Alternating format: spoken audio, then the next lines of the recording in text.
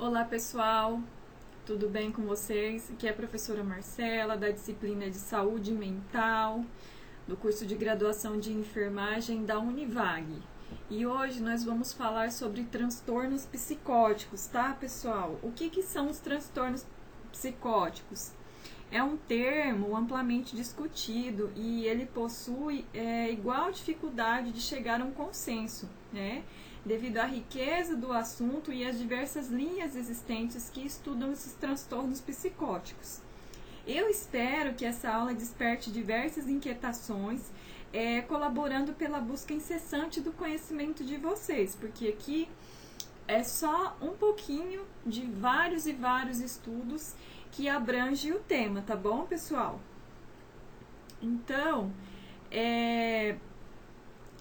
eu já vou colocar aqui o que acontece.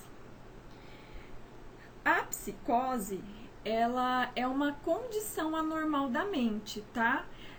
Significa uma limitação ampla no teste de realidade. Os indivíduos avaliam de forma incorreta a exatidão de suas percepções e seus pensamentos e fazem inferência equivocada sobre a realidade externa, tá? Mesmo diante de evidências contraditórias, tá? Outro autor traz que as psicoses é um momento de desintegração psíquica que leva à ruptura das relações sociais, no qual a afetividade desse indivíduo, o senso de percepção e os pensamentos são alterados, tá? Então, uma associação errônea comumente é acreditar que a psicose ela é sinônimo de esquizofrenia. A esquizofrenia, ela apresenta sintomas psicóticos, porém, a psicose não se limita apenas a um transtorno esquizofrênico, tá, gente? Então, psicose não é sinônimo de esquizofrenia, tá? Então, o que acontece nas psicoses? Acontece a limitação no funcionamento mental. Esse indivíduo ele vai ter delírios, alucinações, confusão, perda de memória e quando parte para limitações graves, o que ocorre? Afeta o funcionamento pessoal e social dessa pessoa, né? Então a pessoa fica retraída, ela tem um retraimento social, ela quer ficar isolada e ela também apresenta a incapacidade de cumprir papéis em suas ocupações e residências. Então, assim, tarefas cotidianas, né? E dificuldade no trabalho, por exemplo. Então, gente, as psicoses, na psicanálise, ela é entendida como um grau de regressão, né? Um abandono do esforço de existir. Então, para o indivíduo, tanto faz como fez, a existência dele ali, não há significado para ele, né? A sua existência, entrega a estados primitivos, né? Ele se descuida, situação de amórfia, né? O que é amórfia? Até coloquei aqui para vocês, é uma carência de forma indefinida. Ele até sabe que ele tem a carência de alguma coisa, mas não sabe o que é, o que está lhe faltando, né? Então ele se entrega a um estado de desorganização, tá? E as psicoses, elas podem ser divididas em orgânicas e não orgânicas. As orgânicas, elas podem acontecer por conta de indução de drogas, tá? Pacientes que fazem uso de drogas e nas próprias alterações clínicas que ocorrem, tá? E que fazem os pacientes a chegarem a esse quadro de psicose. E tem as psicoses não orgânicas, que são realmente os transtornos de humor e a esquizofrenia propriamente dita, tá, pessoal? E agora a gente vai falar um pouquinho dos transtornos esquizofrênicos, tá? O que são transtornos esquizofrênicos? A esquizofrenia, ela é uma doença grave de evolução lenta e progressiva, tá, gente? Que acomete milhares de pessoas em todo o mundo. Então, a esquizofrenia, ela já se tornou um importante problema de saúde pública. No Brasil, todo ano são registrados 56 mil casos, tá? Necessitando de um tratamento intensivo, né? Então, o que acontece aqui? O enfermeiro, ele desempenha um papel fundamental no cuidado e na luta contra a esquizofrenia, tá? O que caracteriza, então, esses transtornos? É a distorção do pensamento e da percepção, e por afetos inapropriados, tá? Então, os transtornos esquizofrênicos, eles se tornaram o mais comum das enfermidades mentais, tá? Caracteriza-se, então, pelo sentido defeituoso da realidade, alterações na harmonia e inadequação do raciocínio e afeto, e muitas vezes, gente, alucinação, sim. Pessoas com transtornos esquizofrênicos têm alucinações e ideias delirantes, tá? Que eu vou explicar um pouquinho mais à frente o que são essas alucinações e esses delírios, tá? Então, a esquizofrenia, ela é definida por um grupo de transtornos mentais caracterizados por alterações na formação de conceitos, conduzindo a interpretações de alucinações da realidade. Então, é como se estivesse acontecendo algo aqui no ambiente que todo mundo está percebendo que está acontecendo a mesma coisa. Mas a pessoa que tem esquizofrenia pode interpretar isso de outra maneira, outra forma, ele ter o entendimento próprio dele que pode fugir da realidade, tá? Então, como que surgiu a palavra esquizofrenia? Esquizo significa fragmentação, partida, e frenia é a mente. Então, o que é isso? É um impacto sobre a forma de pensar e sentir emoções desse indivíduo dessa forma diferenciada, tá, pessoal? Então, gente, a esquizofrenia, ela pode apresentar início agudo, tá? O início agudo dessa doença, ela é caracterizado pelo aparecimento de sintomas de forma abrupta. Então, de repente, começa a aparecer sintomas, evoluindo para uma deterioração, tá, pessoal? Então, se esses sintomas eles não forem tratados imediatamente, pode acarretar graves problemas a esse paciente, tá? E aí, a partir disso, quando o indivíduo ele começa a doença, ele começa a ficar doente, esse início possui características distintas, tá? E cada paciente vai evoluir para uma sintomatologia própria, ou seja, eu tenho o conjunto de sinais e sintomas dessa doença, mas cada um vai desenvolver sinais e sintomas diferentes dentro desse conjunto, entendeu? Ele terá a sua própria sintomatologia. Então, eu trato 3 indivíduos que têm esquizofrenia. Os 3 apresentam um conjunto de sinais e sintomas diferentes do outro, tá, pessoal? E aí, o que acontece? Geralmente, a consciência e a capacidade intelectual dessas pessoas permanecem, tá? Mas ao longo do tempo começa a ocorrer déficits cognitivos, tá? Então, algumas características aí, a regressão, a confusão, uma ansiedade que progride para o estado de pânico, episódios confusionais do delírio, excitação motora, insônia e atitude catatônica. O que são essas atitudes catatônicas, gente? É uma perturbação do funcionamento motor, tá? Tanto por uma causa psicológica ou neurológica. O paciente ele pode adotar uma posição rígida e imóvel que dura por horas, dias ou semanas. Mas também ele pode começar uma agitação motora sem propósitos ou estímulos nenhum, tá, pessoal? Isso é uma atitude catatônica. E sintomas marcantes da esquizofrenia são os delírios e alucinações, tá?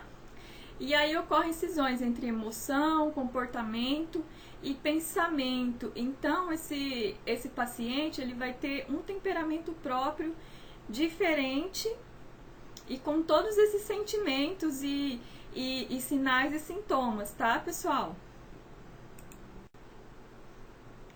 Então, uma das características é a presença dos sinais e sintomas, normalmente de forma silenciosa, passiva. Mas o principal é o comportamento esquizoide, gente. O que é esse comportamento esquizoide? É um padrão generalizado de distanciamento, desinteresse geral pelos relacionamentos sociais, as emoções são limitadas, ou seja, esse indivíduo ele limita as emoções, tá? Nas suas relações interpessoais. A idade de início da doença é considerada um fator importante. Raramente acontece antes dos 10 anos, tá? E quando se inicia antes dos 20, o prognóstico é pior. Então, essa fase aí da adolescência, o prognóstico dessa doença, ele assume ele fica mais delicado, né, gente? Então, a gente precisa se atentar aos nossos adolescentes, tá? E depois dos 50 anos, ele acomete tanto o homem quanto mulher. Antes dos 50 anos, as mulheres são mais acometidas, tá, gente? Por vários fatores. Pela questão hormonal, pela sobrecarga de tarefas, tá?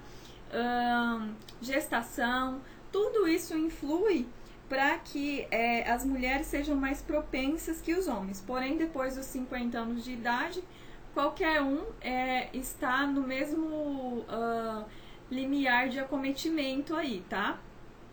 Então, os sintomas, eles não são exclusivos da esquizofrenia, eles alternam ao longo da doença, do curso da doença, tá? Então, a gente sempre deve analisar a história de vida, escolaridade, filiação cultural, tá? E o que acontece aí na infância? Na infância, quando acontece antes dos 10 anos, a gente pode observar que essa criança ela tem poucas amizades e na adolescência ela prefere não participar de eventos sociais. Ela fica em casa assistindo TV ou jogando videogame, é aquela criança mais reservada, assim. Então, a gente já pode começar a observar, tá bom? Então, assim, pessoal, os sintomas da esquizofrenia, dos transtornos esquizofrênicos, eles são divididos em negativos e positivos, tá? Os sintomas negativos é o embotoamento afetivo. O que é isso, professora? É um comportamento em que o indivíduo ele se apresenta com dificuldade de expressar emoções e sentimentos, tá? Apresenta também a pobreza da fala, a falta de motivação, anedonia, abulia, alogia. Gente, a anedonia é a perda da capacidade de sentir prazer, tá? A abulia é a incapacidade de tomar decisões involuntárias, de iniciar alguma atividade, o que quer que seja, ele não consegue iniciar nenhum tipo de atividade, ele fica ali, parado, tá? A logia é quando ele usa estritamente o necessário para se comunicar. Você pergunta alguma coisa para ele, só responde sim ou não. Ele usa basicamente palavras para se comunicar, ele não tem o prazer de conversar com alguém, tá, pessoal? Também algumas dificuldades em atividades laborais e escolares, então ele começa a apresentar dificuldades que antes ele não tinha. Ele tem um déficit de atenção, tá? Um retraimento social, ele quer ficar sozinho o tempo todo. E os sintomas positivos são as alucinações, tá? Auditivas e visuais. Então, esse paciente, ele escuta algo que ninguém falou, ele escuta vozes, alucinações visuais, ele vê aquilo que não está acontecendo, tá? Ele apresenta ilusão, perturbações do curso do pensamento, como tangencialidade, incoerência, desagregação e falta de lógica. O que é tangencialidade, gente? A fala e o pensamento disperso, tá? A falta de lógica no que ele fala, os delírios e os comportamentos bizarros, tá, pessoal? E aí, possivelmente também pode aparecer outros sintomas, como dor de cabeça, dores musculares, fraqueza, né? Porém, as mudanças de comportamento que prejudicam esse funcionamento social, pessoal e ocupacional, é o que fica mais explícito que esse paciente começou a ter sinais e sintomas da esquizofrenia, tá? Então, o que dificulta o diagnóstico? A falta de conhecimento da população dificulta o diagnóstico precoce, tá? E as intervenções rápidas no início dessa doença. Então, o que a gente fala que a sensibilização, tanto de profissionais da escola, profissionais de saúde, da família, lá da unidade básica de saúde, do bairro, então a sensibilização tem que ser de todos, ela tem que ocorrer em toda a sociedade. Também é comum que as pessoas próximas a esses indivíduos que estão desenvolvendo essa doença, elas neguem possíveis alterações de comportamento. Por quê? Porque a possibilidade de haver alguém dentro dessa família desenvolvendo uma doença mental pode gerar medo e vergonha. E aí a família acaba por negligenciar esses sinais e pensa que vai passar, que é um episódio, é só por conta de alguma coisa familiar que aconteceu. E aí esses sinais acabam por ser realmente negligenciados.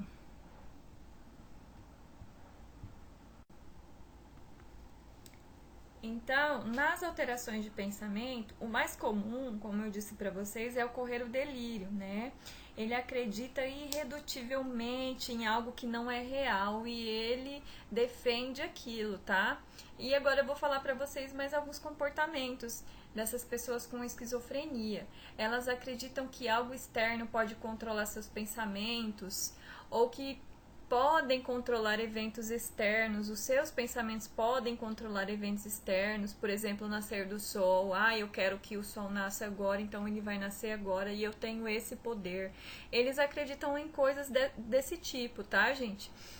Perda de limites do ego, acreditando, por exemplo, que meios de comunicação, TV e rádio estão se referindo a eles, então eles estão sentados assistindo um programa, por exemplo, e eles começam a pensar que a televisão pode estar falando com ele, especificamente com ele, para ele, pode estar julgando ele. Ele também pode se apresentar como alguém extremamente arrumado, tá? Então, a gente não consegue perceber, às vezes, pela aparência, né? Ou ele está extremamente arrumado, silencioso, imóvel, tá? Ou é uma pessoa totalmente descuidada e agitada. Então, ele pode apresentar todas essas características, tá, pessoal? E aí, quando eles estão em surto, eles apresentam comportamentos impulsivos e menor sensibilidade social, ou seja, o meu comportamento, eu quero fazer isso, eu vou fazer e não importa o que os outros pensem, né? Não importa o que minha mãe vai pensar pelo que eu estou fazendo, nada importa. Podem ocorrer comportamentos violentos, tá? Quando eles têm alucinação. Então, eles veem alguma coisa não existente e eles podem adquirir um comportamento violento em relação a isso que eles estão vendo, que a mente deles está criando, tá? Então, quando a gente for atender um paciente desse tipo, a nossa abordagem, o ideal é que ela seja feita com outros profissionais da equipe. Então, nunca atender um paciente desse sozinho, né, gente? Porque a gente não sabe como que tá o quadro, até quando esse paciente vai evoluir, tá? Então, essa abordagem, ela tem que ser feita realmente pela equipe multiprofissional. Ainda mais se esse paciente estiver em surto, tá? E a esquizofrenia ela é dividida em alguns tipos, de acordo com a sintomatologia, tá? Então, elas são divididas em simples, paranoide, hebefrênica, catatônica, indiferenciada, residual, esquizoafetiva e esquizotípica, tá, gente? Eu trouxe algumas para vocês estarem verificando aqui. A esquizofrenia hebefrênica ou desorganizada, ela é aquela pessoa, ela apresenta aquela pessoa de comportamento regressivo, primitivo, então ela fica ali parada, imóvel, por vezes pensativa, tem um contato com a realidade extremamente deficiente. Então, a maioria das coisas que está ali na mente delas são criadas. Por vezes elas podem assumir uma conduta tola, risos imotivados, caretas. Ela tem uma aparência negligenciada, então ela não cuida da sua aparência, tá?